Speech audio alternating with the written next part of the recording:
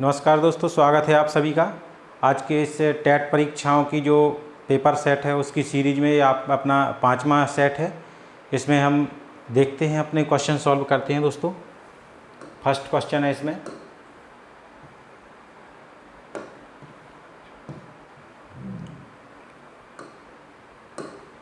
दो प्राकृत संख्याएं 6:11 के अनुपात में हैं।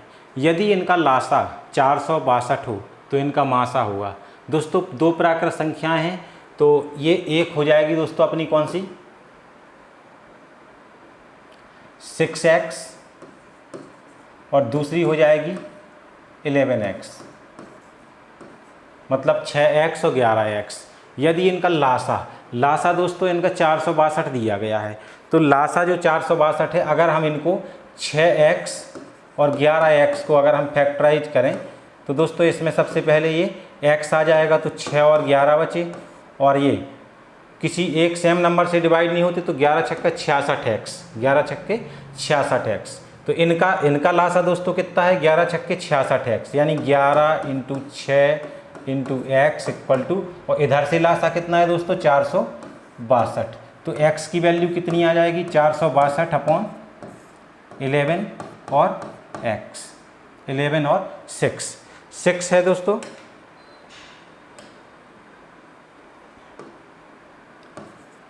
ग्यारह चौके 44, 45, 46, 2 बचा, 11 दूनी 22, 6 7 42।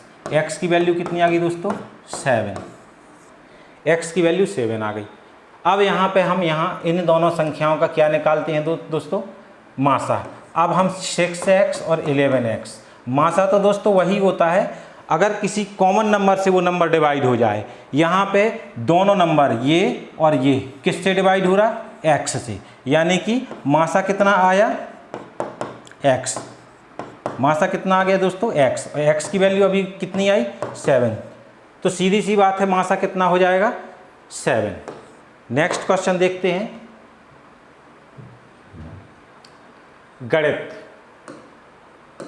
गणित की सर्वप्रथम विकसित शाखा है दोस्तों। गणित की सर्वप्रथम विकसित शाखा में दोस्तों अंक गणित, इसका आंसर है अंक गणित। नेक्स्ट क्वेश्चन देखते हैं,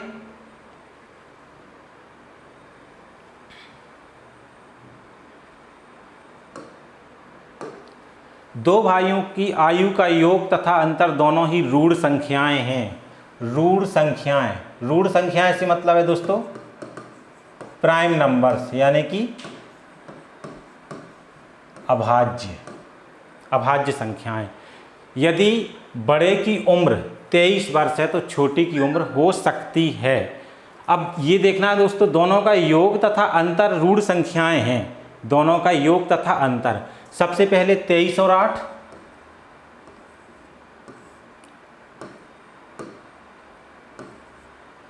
ठीक है, अभाज्य है, ठीक है, ये अभाज्य है। अब इसी के साथ दूसरे को देखो दोस्तों, इसमें 23 में से 8 को माइनस करो, इसमें प्लस किया, और 23 में से 8 को माइनस करो तो 15 माइनस। दोस्तों ये कह रहे दोनों भाइयों की आयु का योग और अंतर दोनों ही ऋण संख्याएं हैं। तो योग तो दोस्तों ऋण है, लेकिन अंतर ऋण नहीं है, ये प्राइम नंबर नहीं है। ये 3 से डिवाइड हो जाता है, 5 से भी डिवाइड हो जाता है, तो फिर ये ऋण नहीं है। नेक्स्ट देखते हैं, इसको चेक करते हैं, 23 + 12, 23 + 12, 3 और 2 5, और 2 और 1 3। ये दोस्तों इनमें हम क्या करते हैं, 7 × 35 और 5 × 7 35। ये 5 से भी डिवाइड हो जा रहा है और 7 से भी डिवाइड हो जा रहा है, तो इसका यहीं से हमें माइनस चेक करके देखना ही नहीं है, क्योंकि प्लस ही उनका ऋण नहीं आया है। ठीक है, तो अगले पे बढ़ते हैं, 23 और 18 को, 8 9 10 11, 1 कैरी, 2 3 4, 41। दोस्तों ये ऋण है फिलहाल। अब इसका अंतर और देखते हैं, 23 - 18, 18 19 20 21 22 23 5। दोस्तों इनकी योग और अंतर दोनों ही ऋण आ रहा है, यानी 41 क्या है, अभाज्य संख्या है, 5 भी क्या है, अभाज्य संख्या है। यानी कि छोटे की उम्र कितनी हो सकती है, 18 वर्ष। इसको चेक करने की जरूरत ही नहीं है, क्योंकि अब आ गया है अपना, तो नेक्स्ट क्वेश्चन देखते हैं दोस्तों।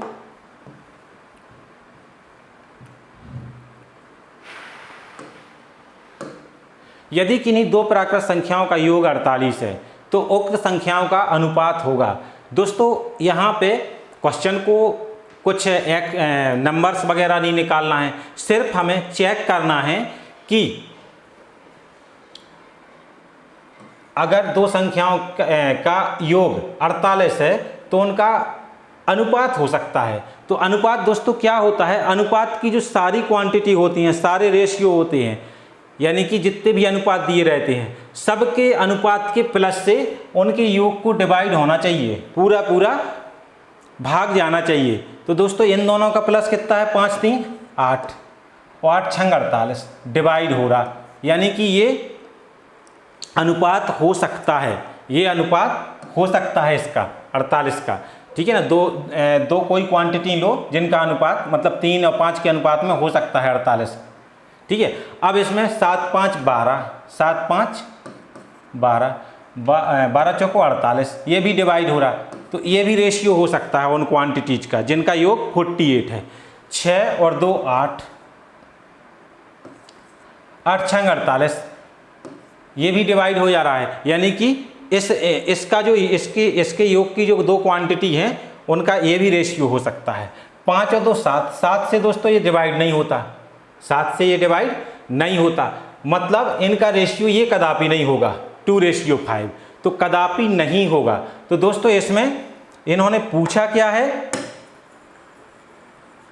कि नहीं होगा, तो दोस्तों इसका आंसर निकल के आएगा डी 2:5। 2:5 कदापि अनुपात नहीं होगा। नेक्स्ट क्वेश्चन देखते हैं दोस्तों।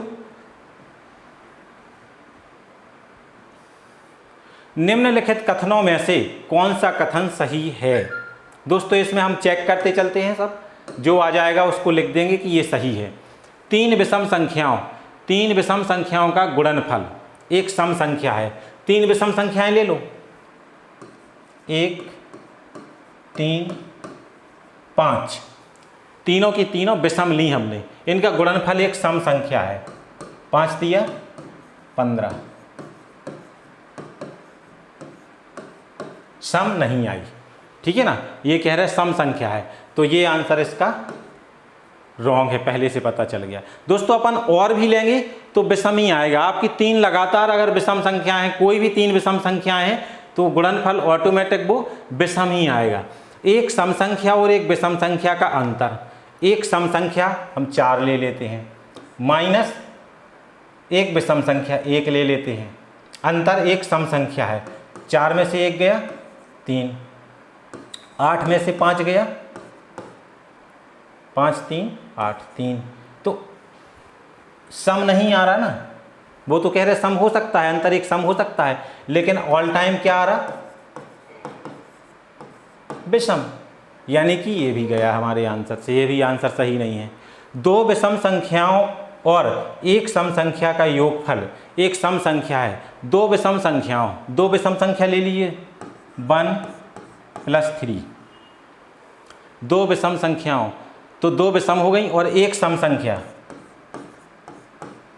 का योगफल 3 2 5 और 1 6, सम संख्या है, सम आया है दोस्तों, सम आया तो है। क्या सभी के लिए सत्य है ये, तो 2 और ले लो, यहाँ 3 और 5 ले लो, पहली दोनों कैसी होनी चाहिए, विषम संख्याएं, प्लस एक सम हो जाए, तो 5 3 8 8 4 12, फिर से सम आया। दोस्तों ये आंसर राइट है इसका। ठीक है, अगले पे जाओ या ना जाओ बात बराबर है, अगला तो रॉन्ग हो गई क्योंकि ये हमारा सही निकल के आ गया। फिर भी अगर चेक करना है तो 3 विषम संख्याओं का योगफल, 3 विषम संख्याओं का योगफल, यहाँ पे 3 विषम संख्याएं, एक विषम दूसरी विषम, और अगली सम होने के कारण ये सम हो जा रही थी।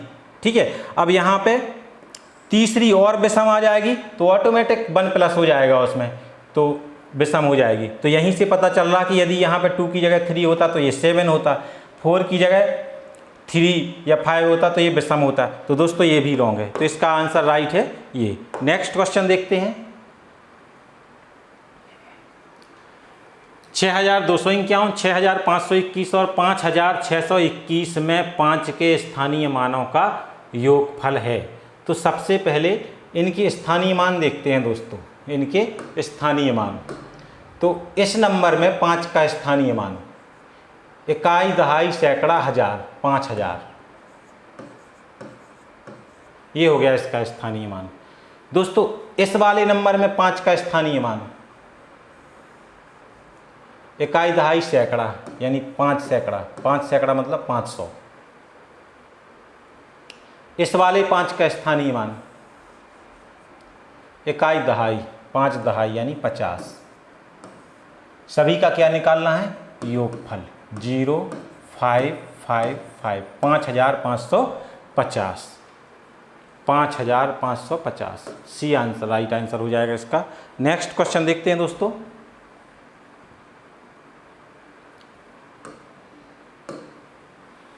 प्राथमिक स्तर पर 10 ग्राम।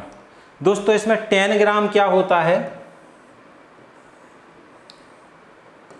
कलर्ड कागज रहता है, उसको फोल्डिंग के द्वारा काट काट के इस तरह से आकृतियां बनाती हैं कि ये बन गया एक ट्रायंगल, फिर उसमें दोस्तों एक और ट्रायंगल।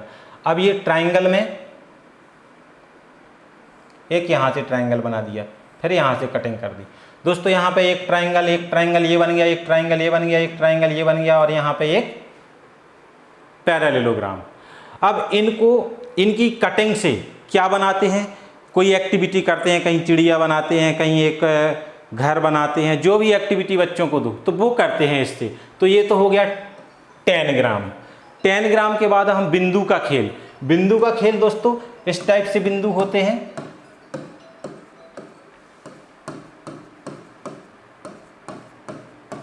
इन पे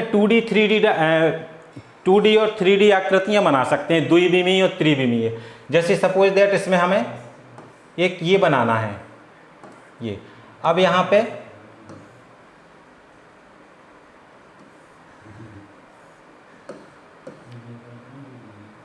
इस टाइप से ये पूरा नहीं हो पाएगा दोस्तों, कम है बिंदु।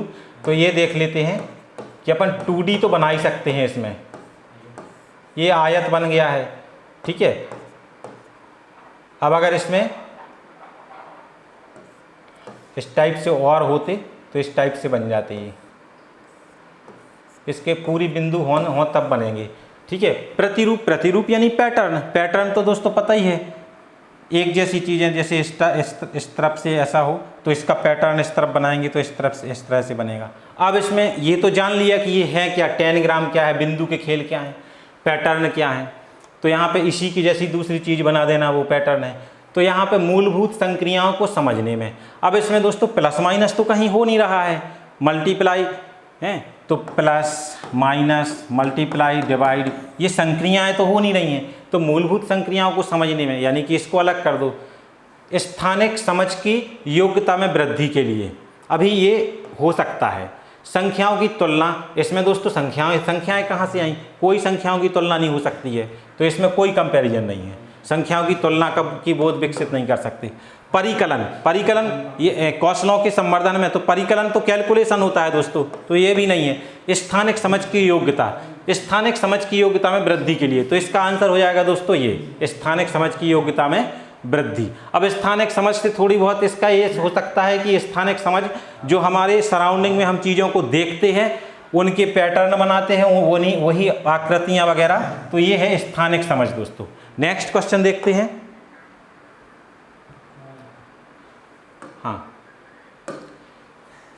n स्क्वायर के विषम पूर्णांक होने पर, n स्क्वायर के विषम पूर्णांक होने पर निम्नवत संख्याओं में से कौन एक सम पूर्णांक है? दोस्तों इसमें हमें सम पूर्णांक निकालना है। सम पूर्णांक, एक तो स्थिति यही है कि कुछ भी रखते जाओ, लेकिन अगर स्टैंडर्ड इसका जो मेथड है, n स्क्वायर एक विषम पूर्णांक है, तो n स्क्वायर इक्वल टू विषम पूर्णांक 2k + 1, 2k + 1 विषम पूर्णांक। विषम पूर्णांक यही होता है 2k। अब k की जगह 1 रख दो दोस्तों, तो 2 1 2 और 1 3 विषम आ गया, 2 2 4 और 1 5 विषम हो गया, 2 6 12 और 1 13 विषम हो गया। यानी आप k की जगह कोई भी इंटीजर रख दें, आपका 100% क्या आएगा? विषम ही आएगा। तो ये हो गया। अब यहाँ पे दोस्तों सबसे पहला वाला निकाल के दो, पहले वाले में n की जगह पुट करो क्या? अगर इसका रूट हटाएंगे तो यहाँ पे स्क्वायर हटाएंगे तो रूट आ जाएगा 2k + 1। तो यहाँ पे सबसे पहले इसको सॉल्व करो, 3 × n की जगह √2k + 1। इसको जरा सॉल्व करो, फिर माइनस है 8, तो 3 का 3, अगर 2 2 जा 4 या 2 1 जा 2 1 3, 3 का स्क्वायर रूट लेंगे दोस्तों, क्या आएगा? अपरिमेय संख्या। अपरिमेय संख्या का इनफाइनाइट तक जाता है डेसिमल रिप्रेजेंटेशन, तो उसको तो ना सम ना विषम कह सकते, कुछ पता नहीं, तो इसमें हमें पता नहीं है। अब अगर 2 3 या 6 और 1 7, ये भी अपरिमेय संख्या।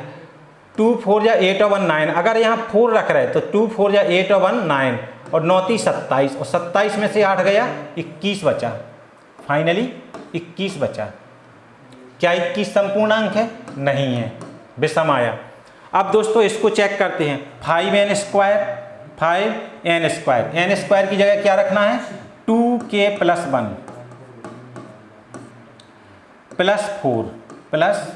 4 ये a चेक किया हमने, यहाँ b चेक कर रहे हैं, ठीक है। तो यहाँ पे आ जाएगा 5 2 = 10k + 5 1 = 5 + 4 10k + 5 4 9। दोस्तों ये विषम है। क्या है? विषम है। इसमें c में चेक करते हैं, c में 3n² की जगह 2k + 1 + 5 = 5 2 = 10k + 3 1 = 3 + 5 = 10k + 5 3 8। ये दोस्तों 2 से डिवाइड हो रहा, हर हाल में 2 से डिवाइड होगा। और अच्छे से समझने के लिए इसमें क्या करते हैं, हम 2 कॉमन लेते हैं, तो 2 5 = 10k + 2 4 = 8। अब आप ये 2 से डिवाइड करेंगे तो आपको 5 × 5 = 4 9 9 दूनी 18, यानी 18 2 से डिवाइड हो रहा। 5 × 15 4 19, ठीक है, 19 दूनी 38, 2 से डिवाइड हो रहा। तो इसका राइट आंसर हो जाएगा दोस्तों C। आई होप कि आपको समझ में आया होगा दोस्तों।